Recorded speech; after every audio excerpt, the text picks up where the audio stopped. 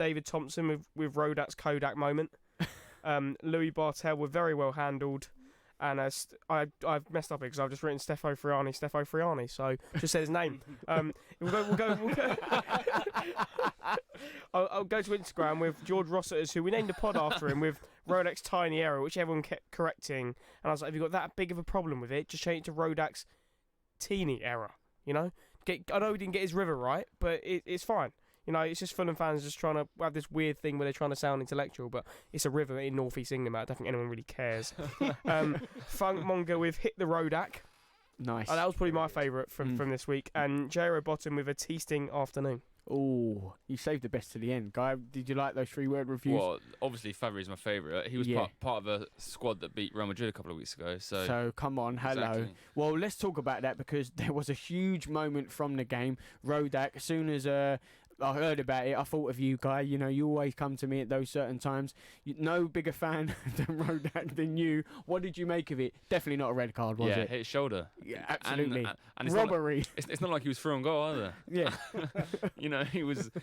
We had a man covering. Where was VAR? Exactly. Well, no, that's a step too far. You know, VAR can stay far and far away. Yeah, I don't know. Well, obviously we haven't had a show since Rodak came into the team because it was only his second start of the season. And I was very shocked that he started against Luton, to be honest. Although I am a big fan, you know, I think consistently Dom and I did say that you've got to stick with your first choice keeper. Yeah. And so that was a shock in the first instance, and I guess that inexperience has shone through in this red card and we've done very well to get a point. Yeah, well, I mean, Rodak had a pretty good season at, was it Rotherham last year? He's had a pretty good 2 seasons at Rotherham. Yeah, I mean, he's shown... And don't you let anyone forget it, Guy. Exactly, I won't. Yeah. No. You know, he's clearly got a fair bit of experience in this league. I think it just felt like a pretty rash moment running forward and trying to take the player out himself. I mean, it was a good long ball from the Middlesbrough player, and can't remember, was it Assombalonga or Fletcher who was? I think it was Howson, wasn't it? Was it Howson who was through? Yeah, he was through, but he was still a long way from goal. He had plenty of defenders coming back, and the ball was always pushing out wide. So, although you would probably say it's a goal scoring opportunity, he's still pretty far out. I think if Rodak stayed back in this situation, I think Brian probably could have got back and covered. It's not like Middlesbrough would have scored. If you looked at the way they played, they did not look like scoring for the entire game. So that's what I found weird. You're going against a team who can't hit a barn door with a banjo, and you're coming out steaming like that. And it's only won 2 games in the Championship all year. I know, and they struggled to score. I know they don't concede that many, but they do really struggle to score, which is weird when you've got the likes of Ashley Fletcher and Britt Assombalonga up top. You'd expect, scoring. Ashley Fletcher? Not Ashley Fletcher, what am I talking about? No, that's right, but Ashley Fletcher is not a good player. No, but I'm saying he can score, he's a striker who can score Did goals. you not watch the Sunderland documentary? Yeah, but No, but when you got Britt Assombalonga, one of the best strikers in the Championship, you'd think they'd be able to score goals. A bit like when we had Ross McCormack when we first came down, someone who can just put the ball in the back of the net, but that isn't happening this season, and that was sort of what the game was about. Although we went down to 10 men, and everyone's saying it's a great point earned, I think by the way Borough played, you can still look at it in some respects as 2 points lost, because I still think we had the best chance of the game with Mitchell's header. Yes, I know they had a few attempts towards the end of the game, but they didn't like mustering a shot on target throughout the entire game, so I still do think you've got to look at it as 2 points lost. I know you say the red card and it's a great point earned, but going into the game, no one really taken a point, I don't think. So, considering how poor they are, I think they're in a relegation zone now. So, yeah, it's a poor mistake from Rodak. I didn't think Rodak should have come into the team in the first place because I didn't see the need for it. I didn't think Ben made any mistakes. Well, he made I guess he made a couple of errors, but he wasn't the reason we lost those games. If you look at the West Brom game, the reason we lost that game was because our strikers didn't create or take enough chances. Yes, he drops the ball and they score from it, but that's one individual element in the game as opposed to many chances our strikers might have. I'm looking at the Stoke game. Obviously, we haven't spoken since then. Look at the first goal. Ream and Brian, as I think we'll get onto later about that space that keeps being occupied in between the two players, allowed Tyrese Campbell to run through on goal. And, well, yes, Bet slips, but he's already through on goal 1-on-1. It's 50-50 where he's going to score or not. That is Bet. And then for the penalty, what else is Bet supposed to do? His defence has left him in no man's land, and the only thing he can do is take him out. Luckily, he's going completely away from goal, so he didn't get a red card. But Yeah, I don't think it was deserved drop Bettinelli. I think the problem for us is we always seem to be always itching our hands to change the goalkeeper. The last goalkeeper we had who probably hasn't been sub throughout the season was probably Mark Schwarzer. I'm thinking you had Stecklenburg and Stockdale. You know, we've had Lonergan, we've had Corrali, we've had Jorinen in bits. You have Bettinelli, we've had Button, we've now had Rodak. So I think for us, Jorinen was in the Serie A team of the week this week. And Guy, your keeper knowledge is... He is a starting Serie A goalkeeper, and we discarded him like he was trash. It's upsetting. Common mutts. Neil Etheridge, you probably want to chuck in that.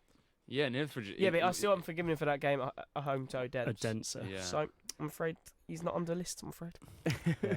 Well, it has been a few games since we spoke. Obviously, that really disappointing defeat to Stoke 2-0 when they were languishing down at the bottom, only getting a point at Middlesbrough. It is obviously the way the Championship goes in that last few weeks. We've seen sides like West Brom, they went down 2-0 to Barnsley. They just about scraped a point. Forest got beat. Leeds have had a couple of draws on the spin. Swansea lost 3-0 to Brentford. Anyone, can beat anyone. We know it's a cliche that is said of the Championship, but it is true. George, looking at those 3 games and that 3-2 win against Luton when Luton made a little bit of a fight back, it was slightly running in the manner that the goals were conceded. What have you made of Fulham overall in that last 3 games? Yeah, so I think you're absolutely right. The Championship's a great division. This is why we love it, because anyone can beat anyone. I think of the different sides we've beaten, I think there's some differences between them. For instance, I think Stoke, even though they're near the bottom of the table, I still think they're a pretty good side. They've created a lot of chances and they've been really unlucky. Like, if you look at their expected numbers, they're actually pretty good. They're kind of, if you look at how many goals they should have scored from the chances and where they've had them, they should be in the top 6. So I think we'll very quickly see that turn around. But for Middlesbrough, they're clearly struggling, going from a Tony Pulis side to Woodgate wanting to play more passing football. It's a really difficult transition to make. So I think that's a really disappointing one not to do better with. There's a variety of teams we're facing against. I feel at the moment, we're keeping the points ticking over, which is great. But at this point, it feels that we're probably on track for a top 6 finish. It feels like we should be there and thereabouts for a playoff, which is, I think, good, not great. I think we all came into this with expectations of top 2.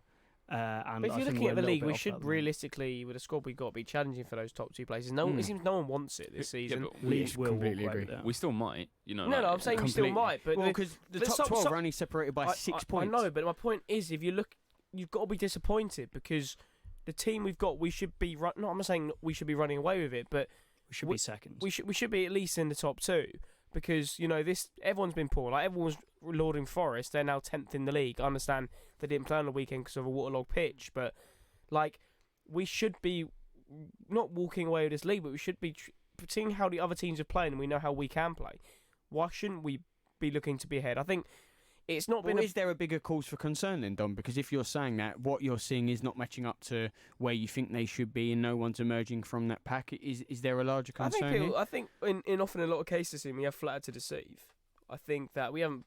Look, if you look at the last 3 games, I'm sorry, if you were expecting 3 points out of the game, those 3 games, that's ludicrous. You're expecting at least 7. You're going to wait. Well, we've done it, didn't we? Here on the show, we said, those well, next 5 games... I said in all those 5 games, we should be expecting 15 points. Because if you look at them all individually, you should be going to those places and winning. I understand you look at Borough, you look at Stoke, we haven't got great records there, but if you're going to get top 2, everyone's like, oh, but it's a good point away. I was like, yeah, but if you're going to get top 2, it's not a good point away from home. It's 2 points dropped, especially in case of the Middlesbrough game. And then I'm looking at what are the club's aims? Do they want top 2? Because it doesn't seem like they do, because they're acting like it's an okay result that we've got these 3 points in the last 3 games. But we went down to 10 men after 15 minutes, but Middlesbrough didn't. I know you're a man down, but Middlesbrough didn't create anything for the entire match until the last 5 minutes of that game. We should. I know we went down to 10 men, but it's still 2 points dropped. I don't think it is. It is, because going into the game, you're expecting to win that game. I understand you get a man sent off, but for me, it's still going away to Middlesbrough, because in the state they're in. And what we're trying to achieve, it is 2 points drop. Well, let's bring Guy in because you don't think it is 2 points drop, Guy. Why is that for your side of it? Well, just pretty obvious reasons, really. It's our goalkeeper's been sent off, which is obviously probably the last position you'd want a player to be sent off. And so you got to come in, you got to sacrifice a player from somewhere on the pitch. In our case, it was midfield, and then you've got to hold on and play for 75 minutes with 10 men. Bear in mind it's our third game in 7 days, and we're away from home. I know they're out of form, but they would have had a lot of motivation going a man up after 15 minutes, and then they would have been thinking, right, this is here for us to do. I know they're in bad form. I know they've stepped into relegation zone, but still, it does go back to the old thing: win your home games, draw your away games, and yeah, but that gets you top 6, not top 2. Well, and this is one of those where if you want to get top 2, you've got to win more away games than you draw, but.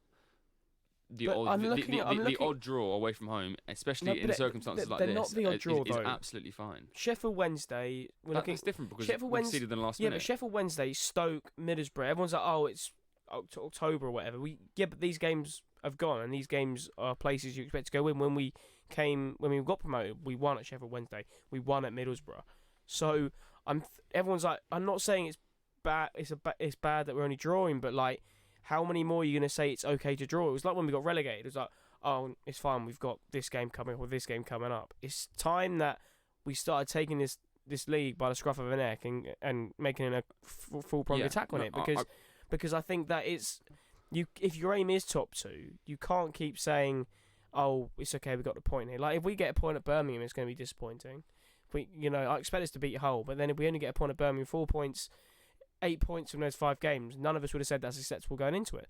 So it's not. I know you can look at games on an individual basis, but and we got goalkeeper sent off after 15 minutes, but I still think we could have beaten Middlesbrough. Like, I know Mitrovic's had that chance. If he scores that, we win the game. It's 3 points. And I think they didn't really create anything for the entire 90 minutes. They're a very, very poor side, and wouldn't be surprised if they get relegated. And it's again at this moment in time, I don't really care about performances now, because now if you look at the case of a league and everyone's dropping points left, right, and centre, it's all about getting the 3 points. I mean, just haven't been doing that as much as we need to. Well, someone who will know a little bit more than us, we're delighted to say we'll be joined next by ex-Fulham striker Collins John. Giving your team a voice. Love Sport Radio. Every day someone dies waiting for a transplant. From spring 2020, the law around organ donation in England is changing to allow more people to pass on more organs to save more lives. Unless you choose to opt out or in an excluded group, all adults will be considered as a possible organ donor when they die. Whatever your choice, make it clear to your family and closest friends to ensure your decision is honoured. To find out more, or for the choice to opt out, visit organdonation.nhs.uk. Pass it on. Hello, my name's Paula. I'm from the Shropshire area and I'm a business development manager. I use a spokesman said for my car insurance, where I've saved over £500, and also on travel insurance as well. So in total, me and my family have saved about £600. I would definitely use it again, and I would definitely recommend it. With a spokesmansaid.com. Fighting for you, saving you money. As a parent, you always want to protect your kids. So make sure their vaccinations are up to date. Measles and whooping cough are on the rise and can cause severe illness. But childhood vaccinations can help prevent them. Are your child's up to date? Find out more. Search online for NHS vaccinations. I love my brother. We do fun things like playing together. I like having hugs with Freddie. Freddie gives the best hugs. Freddie used to be very poorly, and the doctor said he might need a new liver. Then one day, a very nice person gave their liver to Freddie. It was amazing. We were so happy. Now he's around to give me more hugs than ever. Tell your family you want to save lives. To find out more, visit organdonation.nhs.uk. Making small changes to your lifestyle could improve your chances of staying healthier longer. Start now by taking our free How Are You quiz.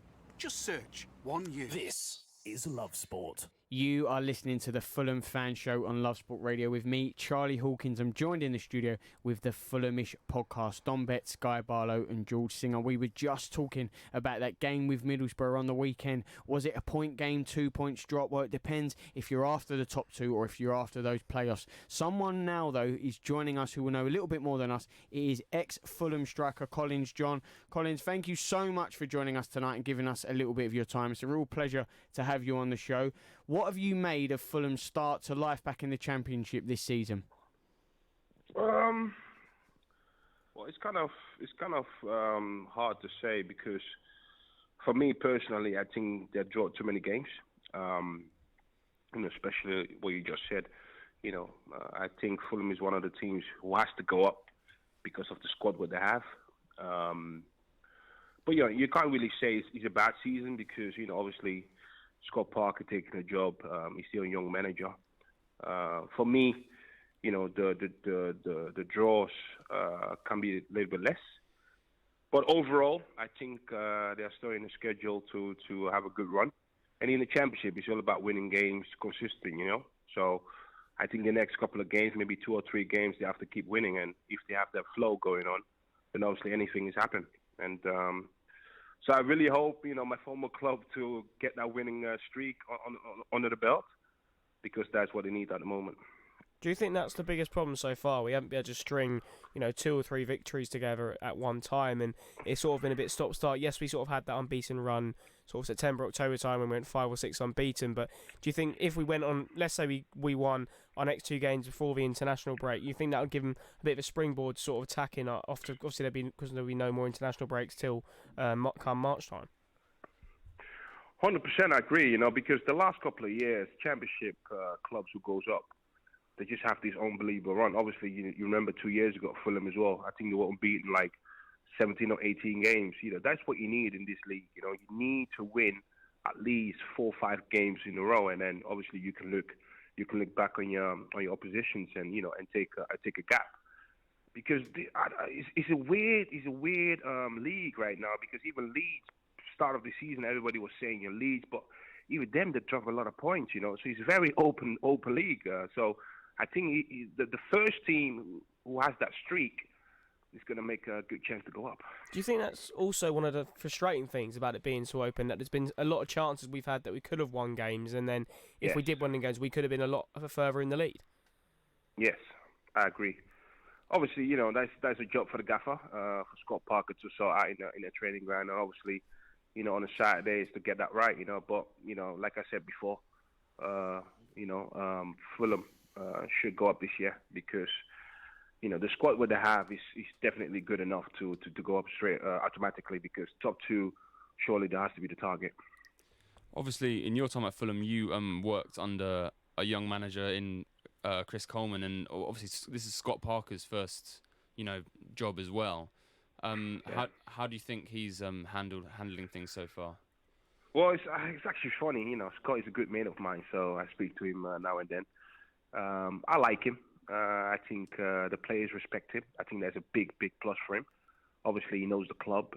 His CV speaks for himself. He's been at a good club. He got this calmness about him as well. I kind of like that as well. And you can really see all these, managers who came in the last couple of years have this playing style, what Fulham really like to do, keep the ball and, free on the top, counter-attack sometimes and, big man up front, Mitro. So I think Scott have that kind of similar style to the team. So, the only thing I would say, is too many draws and, you will be judged on that kind of things in the end of the season, So let's see, fingers crossed, everything will goes well. Like I said, he needs to win games at least, the next couple of maybe 2 or 3 games. If he can win that, obviously it can give him a little bit of confidence to the end of start of the season. So that would be a good thing for him to do. Obviously, we just come off the back of that 0-0 at Middlesbrough, where you famously scored that absolutely brilliant goal. Is that the best in your career? And is that the goal? Like when you see Fulham fans, these days, is that the thing you get asked about the most? Yeah, for sure. It's actually funny because it was my birthday not long ago, and I had a lot of text and a lot of message through social media, and obviously I saw the goal back. That was for me that was the best goal I scored in my career. So yeah, obviously, that was a plus thing for me, and that's good memories. To think back and and enjoy that moment. It was absolutely a wonderful time at that time. Talking about beautiful football and beautiful goals, just wondering about the Dutch influence. So obviously we've had a variety of people coming over from the Netherlands to Fulham. I think, correct me if I'm wrong, but you transferred over from Twente like like Brian Ruiz did. I was wondering, how have you found the differences between the two leagues? Is it as, it feels like it's a common held theory that it's difficult to translate form over from the Netherlands to England. Have you found that to be the case? Well, the Dutch football, the Netherlands football, what you just said, is totally different than English football. I think now, more teams kind of play from the back and, like to play possession games and all that. But when I was there, was more direct and more very physical. So for me, it was a big adjustment to come to England and play that kind of style of football. But, I was not the smallest guy myself, so I had that, that presence about me. So for me, it was a bit easier. But it's always difficult because, the language and, the culture, the different food, like I said, different style of football, different training patterns, because I remember when I was young, was a lot of, passing the ball and, always possession.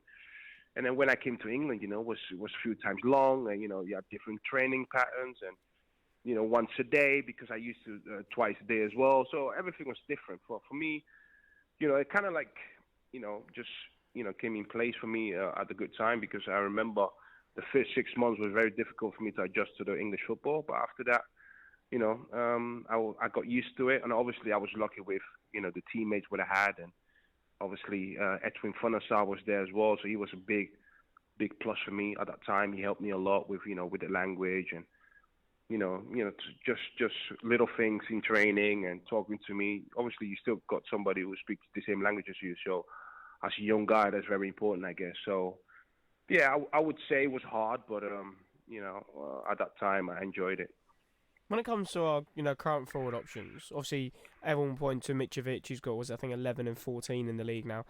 Do you think there's too much of a emphasis on him scoring, obviously, the goals in the system we play, where it's usually a one-striker formation and there isn't necessarily a natural striker to come in for him to, you got Kamara, you've got Bobby Reed, but there's no one who can really play that number 9 position. Do you think strikers like Mitrovic enjoy that pressure of him being the one to score like a big percentage of our goals this season?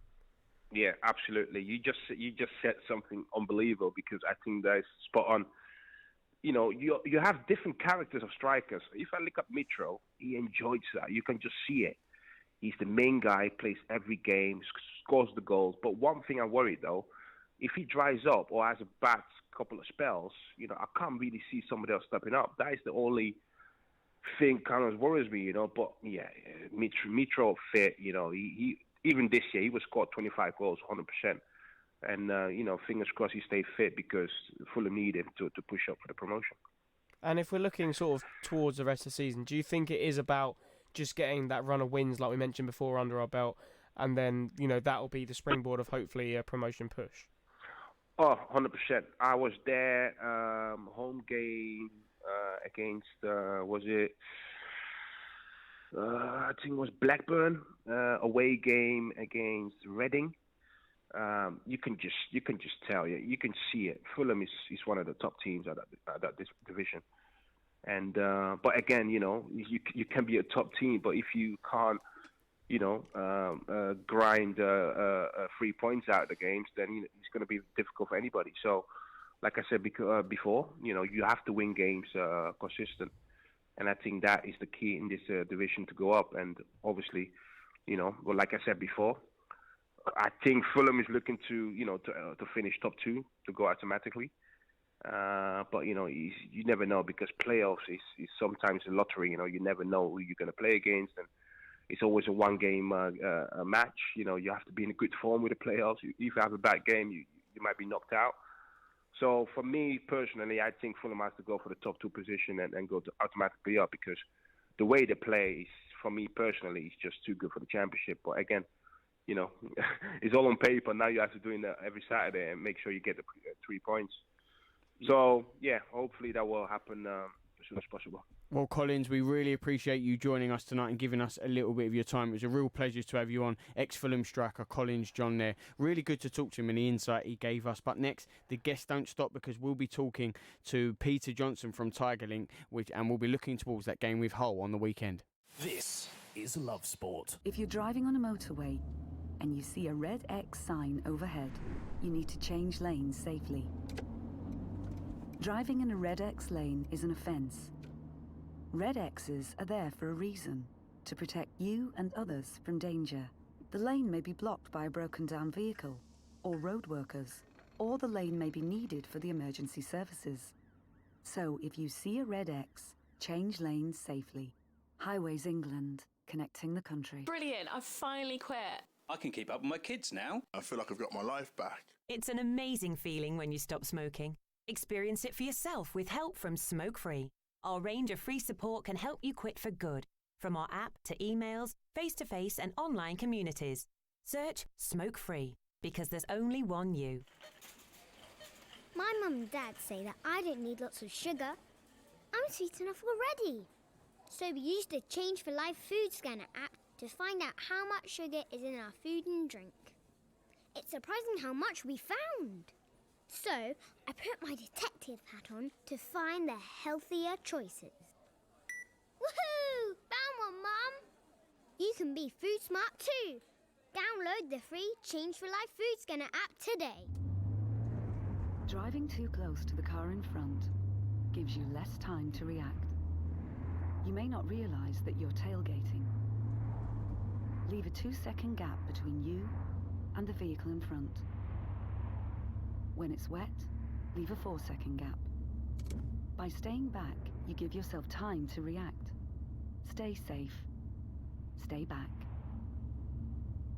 Highways England, connecting the country. When your kids are ill, you just want to help them feel better. But you don't always need antibiotics. Get advice from your local pharmacy or search NHS Choices. Love Sport Breakfast with Richard Lee and Patrick Christie's. All day. What a lovely story that is. You know, the young 18-year-old Muslim girl from Peckham gets on a racehorse for the first time 2 months ago and then goes and wins at Goodwood. Just shows you anything is possible. Exactly. If you put your mind to it, what you believe, you can achieve. Do you want some more? Well, aim for the moon and miss, you become one of the stars. Okay, stop it now. If I really wanted to become a jockey, though, I could I? Because of the weight issue. Because I haven't got a whip, Rich. Oh, sorry. Weekdays from 6 a.m. Love Sport. You are listening to the Fulham Fan Show on Love Sport Radio with me, Charlie Hawkins. I'm joined in the studio with the Fulhamish podcast, Don Betts, Guy Barlow and Jules Singer. We were just talking to Collins John then, and what a delight it was. Really insightful about the league and what Fulham are doing this season in the Championship. And we were, of course, doing the fans' favourite, my favourite, 3-word review. Still to come, listener questions. But it is time to preview the game on the weekend. It is Hull. And joining us now, another guest, Peter Johnson from Tiger Link, a Hull City supporters group. Peter, it's really good to get you on. A huge victory on the weekend for Hull, beating Derby 2-0. They're going to be feeling confident. It's Fulham on the weekend. How do you feel ahead of that fixture? Yeah, first of all, good evening, and thank you for inviting me on. No worries. Thank you for coming.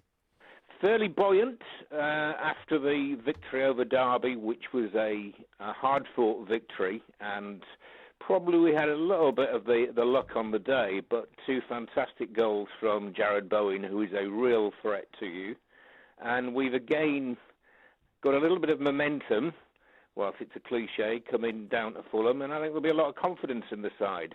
We're a little bit of a hit-and-miss sort of side at the moment, probably overperforming a little bit relative to the strength of the squad we have, but we have some good young players who are improving game by game, and the 2 wingers, Bowen and Grosicki, carry a threat in every match, and if you don't deal with them, we are always likely to get goals.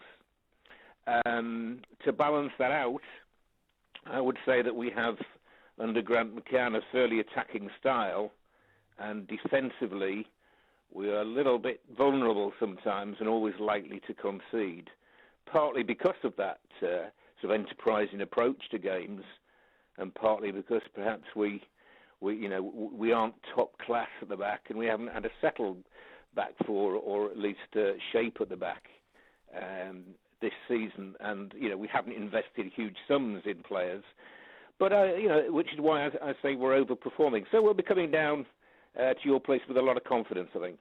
I'm just looking at the recent results. Obviously, you had the 2 wins, as we mentioned, over Derby County and Nottingham Forest, especially, who've sort of had a recent dip in form. But there's 2 games before that, obviously, when you lost 3-2 at home to QPR and lost 3-0 away at Huddersfield. Would you say that means, I'm looking, it was 8 goals conceded in the last 4 games. Do you think your defence is the weak point that Fulham will try to exploit, or is it just a sort of a blip in form for your back line? That's a difficult one. I mean, certainly so far this season, we have been vulnerable at the back. But there does seem to be a sort of forward movement, and we are improving. But I suspect we are one of these teams who, even when we get the right people in place and a settled shape at the back, I think we're a side who will go for it. And I'm hoping we'll continue that at the weekend. I think we will carry threat to score. And, if it ended 3-2 either way, it wouldn't be a surprise. So you mentioned there about Jared Bowen scoring a couple against Derby. I think that's 8 goals in total so far this season. That's correct. And he's one of these players who plays as well away from home, sometimes better, in fact, than at home, where perhaps he feels the pressure a bit more. And he is a winger. So to have got, and I think he's now reaching sort of 50 goals in the last 2 years or so, being essentially a winger. So that's quite an achievement. And of course, our big fear is that he may depart in January for big money. And of course, we all want to keep him at the KCOM, because without him, we would be much weakened. And I suspect that any replacement would be bargain basement, and we wouldn't spend all the money we got in for him. So, we're desperate to hold on to him. Yeah, I think you referenced earlier as well, there's been a fair amount of turnover in the side. I think, correct me if I'm wrong, but I think there was quite a few loan players you had in the side fairly recently after your relegation. How do you feel these squads adapted over the last couple of years? And, do you have high hopes for, pushing for promotion anytime soon, or do you think that's a little while off? Yeah, I think promotion might be a bit too much to hope for. I mean, if we got to the edge of the playoffs, I think that'd be quite an achievement. There's been a lot happening at Hull City since our drop from the Premier League on and off the pitch. Basically, there is still a problem off the pitch with our owners, who promised to leave 5 years ago, haven't done so, haven't sold up, have alienated a lot of fans. And there's still a gulf between the club and fans, and so that's something we carry with us permanently. And what has happened is the owners have squeezed. We no longer have the parachute payments, and the budget has gone right down, and so we don't have an expensive squad. So bearing all of that in mind, I think both Adkins last season and Grant McCann this season have done extremely well to get us where we are. I mean, we're mid-table, and whilst, we always want to be saying, we can get in the top 6, we can do this. Realistically, I think if McCann got us above halfway, that would be a massive achievement with the players we have. Talking of McCann, I was wondering, what's the reception been to him as a manager so far? He's obviously... He's still in his 30s, so definitely on the younger side.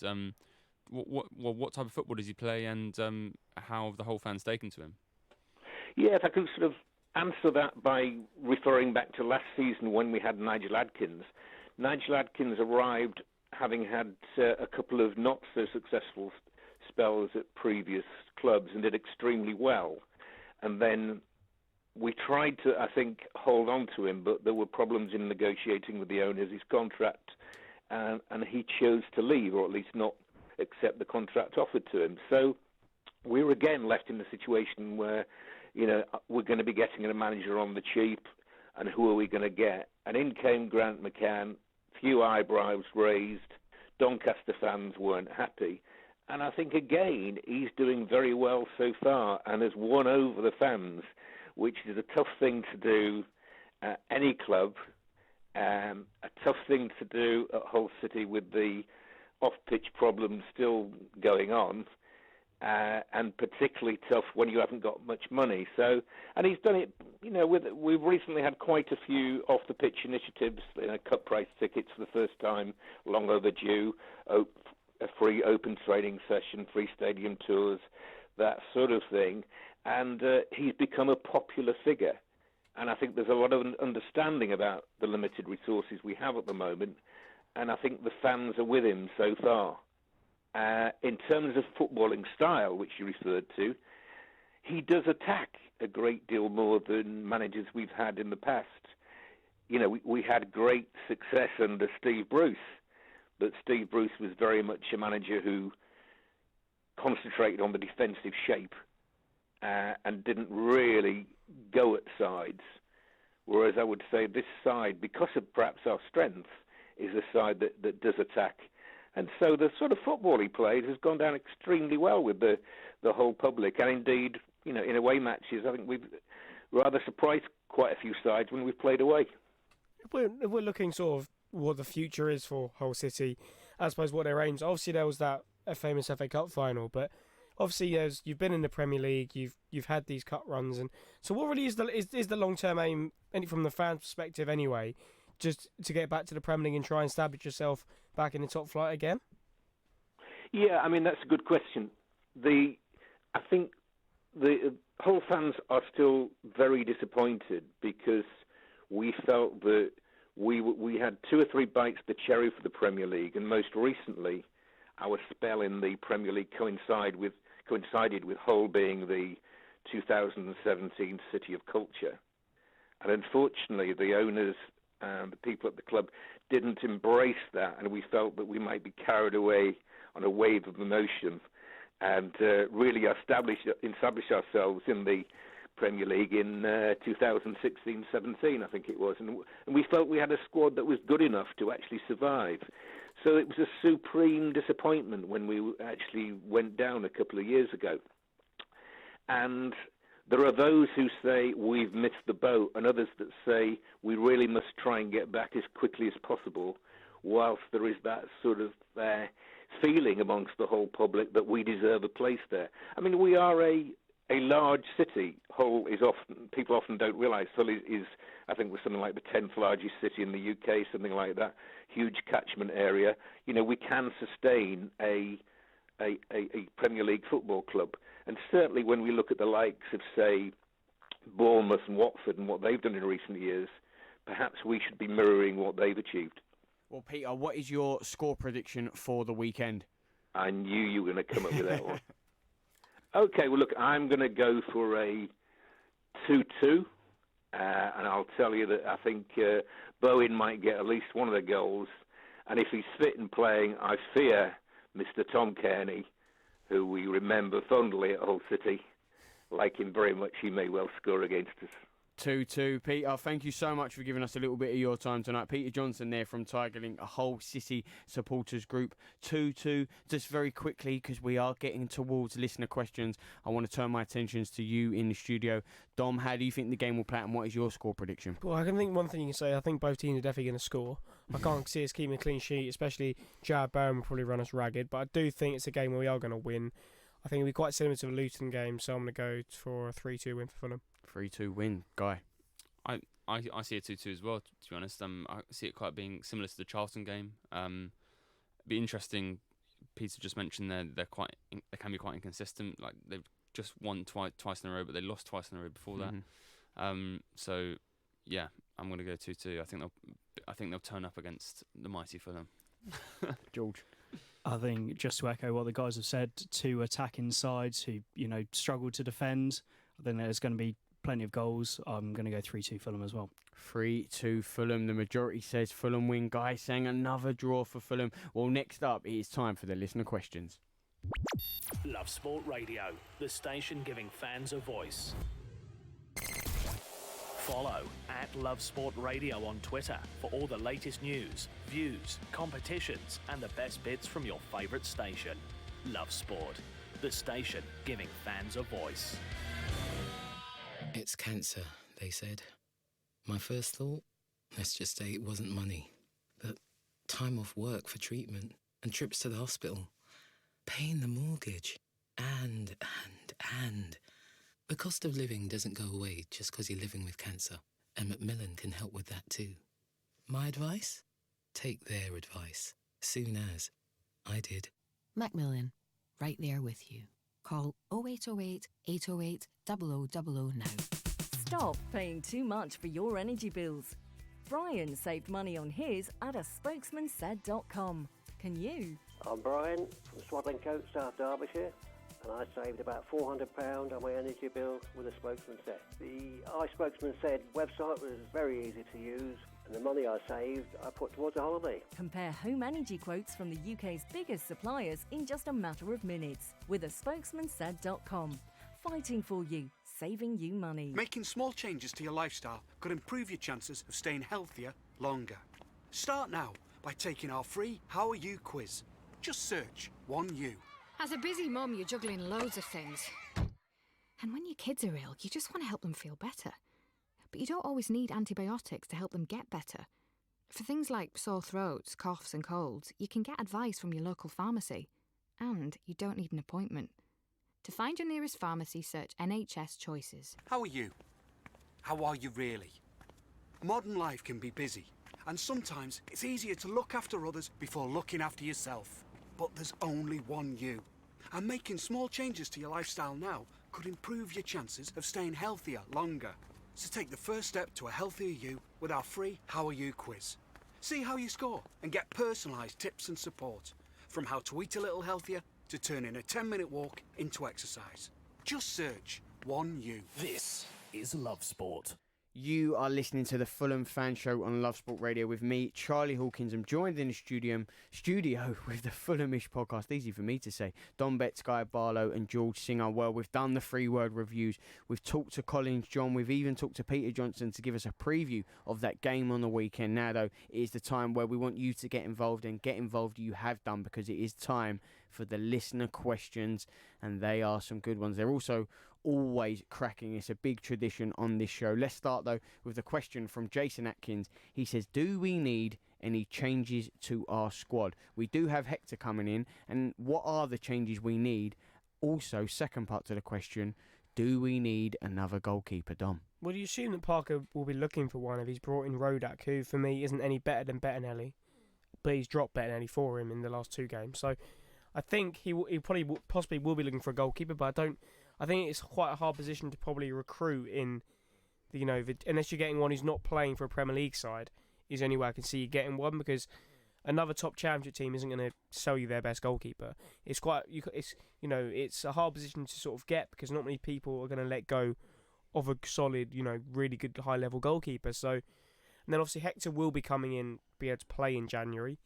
I'm looking in the defensive areas, and that left back spot, I think there needs to be someone there to push Joe Bryan, because I think Joe Bryan doesn't get enough stick as he should.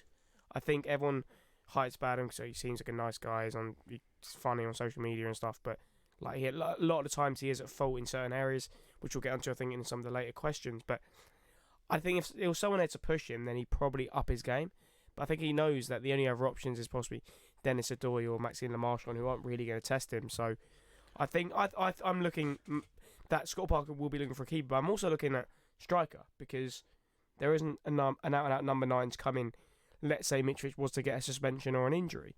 You got Kamara and Bobby Reed, 2 players who for me really aren't out-and-out number 9. So there's quite a few areas we could improve in, and I think that, I don't know if he will, it's just we never seem to do any good business in January, bar bringing in obviously Mitrovic in 2018.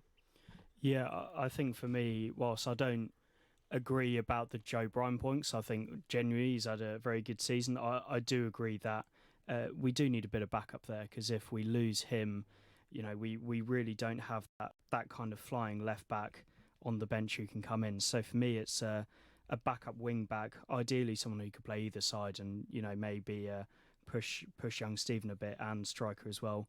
I don't think any of these players necessarily need to be fighting for the starting place. It could be that they're a bit younger. It could be that they're, we get them in cheap from abroad, but just a few more options from the bench in case we get injuries in key positions. But in general, I think the squad's pretty good, and it doesn't need a huge amount of work doing to it. Yeah, I agree, really. Just to be maybe more specific, I think I prioritise a right back over a left back, personally. Because, Adoy's not getting any younger. even though he's the best player in our team. And Sessegnon has sadly, for me, not yet proved he's up to this level. Whereas Joe Bryant is very competent. So yeah, right back would be the priority. This next question from Ibs, it says, does Brian need a little wake-up call from Parker because we have a weak spot on the left side between left centre-back and left-back? Excuse me. The goals that we've conceded, Rodak red card, both Luton goals, both Stoke goals, both Charlton goals, the Reading goal, the Sheffield Wednesday goal, both Nottingham Forest goals, Huddersfield goal, Barnsley goal, all from that side. I think it is a problem, but we spoke about it on Monday's podcast, but I think that the big issue here is that I think there's no one thing to blame it on. You look at Joe Bryan, who likes to get forward. He then has Cavallero in front of him, who doesn't necessarily track back. You then got Tim Ream, who isn't necessarily as mobile as he used to be. But I do think Bryan does need more stick for this because he knows what Tim Ream's capabilities are, yet he still leaves him open. Look at the first Stoke goal, which Tyrese Campbell scores. That's communication between them two who need to work out. Bryan can't leave that much space. Ream needs to get over further across. If Michael Hector was to come in and then Alfie Mawson's on the left-hand side, would it be different? Who knows? But it is an area that's a problem if this many errors are coming from this area. It's clearly, it might not even be an area that opposition teams are targeting. It might just be that there always isn't enough cohesion in this area. And I do think that it is an area that needs to be looked into, whether it's just tactically, whether Ream comes across more, which allows Mawson, and that means Harrison Reed maybe drops in a bit more. But it's worrying that it is coming within the same area all the time. I was thinking maybe a factor could be, we're playing quite a high line at times. Obviously, we've seen that with the Campbell goal at Stoke, and then with the red card, that was a simple ball over the top, and then they're in, So I think that could be a factor. But I have kind of always thought that Brian was susceptible. I mean, he did play, when he was at Bristol City, he played left wing fairly often and scored lots of goals, famously against Manchester United in the League Cup. And I remember there being a moment last season in that horrible home game to West Ham where Brian chased the ball all the way from the left back position to the right midfield position, and it was West Ham's opening goal, and eventually he lost the ball and then just followed it around, didn't get back in position, and of course I think it was Snodgrass who came in and scored from the left back position.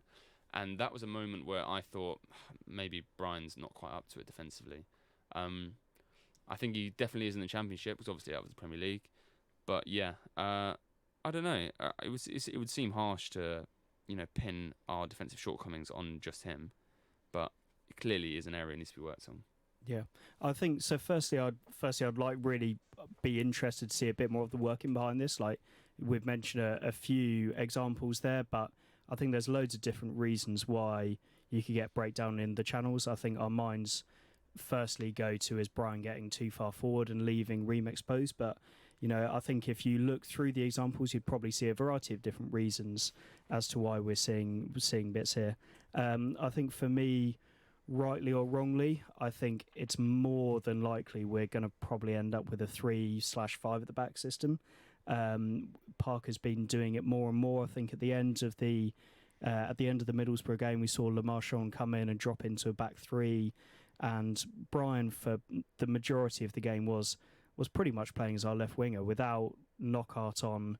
He was our only real outlet on the left. So I think rightly or wrongly, probably Parker's response to it when Hector comes in is going to be 3 at the back to give us a bit more stability, and then let Brian fly up the wing pretty much on his own. Well, a big theme of tonight's show has obviously been Rodak, and it says when he's served his suspension, should he automatically get his spot back? No. That's from Michael B. No. Okay, Guy. No.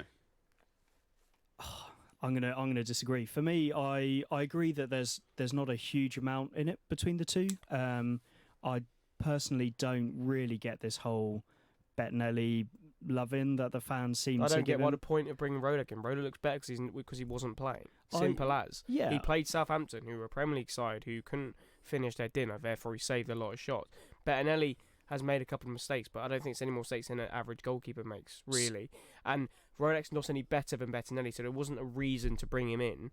And then, for me, I think the problem for Bettinelli is that he probably, in this game against Hull, will have a blinder, because it always happens with Bettinelli, that when he comes back into the side, he always impresses. He did it against Middlesbrough. I don't think just because Rodak was playing before he got suspended means he's going to come straight back in. I don't see the need to play Rodak, really, because I don't think Bettinelli's really done... He's made a couple of errors, but then it hasn't cost us points, that particular error. The error, what's cost us the game is our forward line and our midfield not creating enough chances. Because I think yes and no, because like it depends on the. I think people like to point the finger at Bettinelli all the time. Yes, I know, but like him like chucking it in the last minute against West Brom, that obviously costs us a game. Like the forwards can't amend that. I don't think that didn't cost. What cost us the game is just not taking a chance to be 2 or 3-0 up in that game.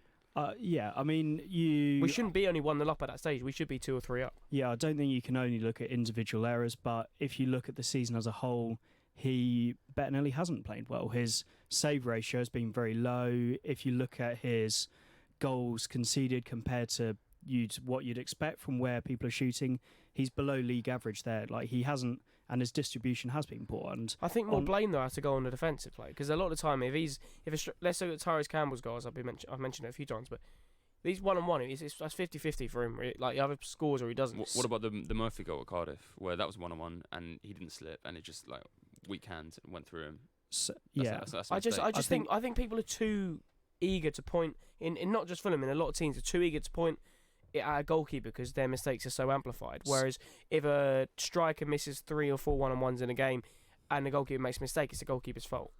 Well, I don't know. This is where you look at metrics like save ratio. So it doesn't matter whether you're playing in the best defence in the league or the worst defence in the league. You only look at shots which you've conceded and then see how many you've expected and look at those kind of metrics. And Bettinelli hasn't been. But what has Rodak showed to show he's any better? Yeah, so I guess my point here is that I don't see a huge difference between the two. And I don't think the only reason I'm saying there's no need to put him in because it's unsettling Bettinelli for what? You're not improving the side. Well, Rodak is the future of the team. He's a lot younger. Hopefully, I wouldn't say he's the future of the team at all. I would say he's a younger goalkeeper, but I wouldn't say it means he's the future of the team. Bettinelli's only mid to late 20s. He's 27. Yeah, which is fairly young for a goalkeeper. He's not going to get. I don't think he will improve. I think people forget that Bettinelli was in like 2 or 3 England squads last season. Yeah, but that was fourth a joke. choice. But I think people are so quick. People are so quick to criticise him. So quick to criticise. We are unbelievably out of time, just as debate was raging on there. Dom and Guy and George, such a good show tonight. Passion, obviously, talking about just that goalkeeping position. Obviously, Fulham take on Hull on the weekend. We're hoping for 3 points there. Hull fancy their chances just as much. Guy Barlow predicting a draw. Either way, we'll be here, as we are every Wednesday on Love Sport Radio, 9 to 10 on the Fulham Fan Show. Love Sport. Can you save money on your car insurance? Chris did with a little help from a spokesmansaid.com. Getting real people, real savings. I'm Chris from Leicestershire, a truck driver. I went on a spokesman said, which was very straightforward and easy to use for an old git like myself, and saved over £300 on my car insurance. Find quotes from over 100 leading insurance providers at a spokesmansaid.com. Fighting for you, saving you money. You probably think you're pretty good at multitasking behind the wheel. I mean, you have to multitask to drive. So what's wrong with checking your phone? The thing is, your brain simply doesn't work. Even a quick look at the message, or firing off a quick reply, affects your concentration and makes you less able to react to hazards. If you use a mobile phone while driving, you're 4 times more likely to crash. Think. Put your phone away. Before you set off on a long journey, remember to check your vehicle. Are your tyres correctly inflated? And are the treads deep enough? Have you got enough fuel? Is your oil level right? Checking your vehicle doesn't take long, but can prevent a breakdown or accident. And save you money. So, before you set off on a long journey, check your tyres, fuel, and oil. Highways England. Connecting the country. If you see somebody showing any of the signs of a stroke, you don't have to think about it, you just dial 999. Use the FAST test. F, face, has their face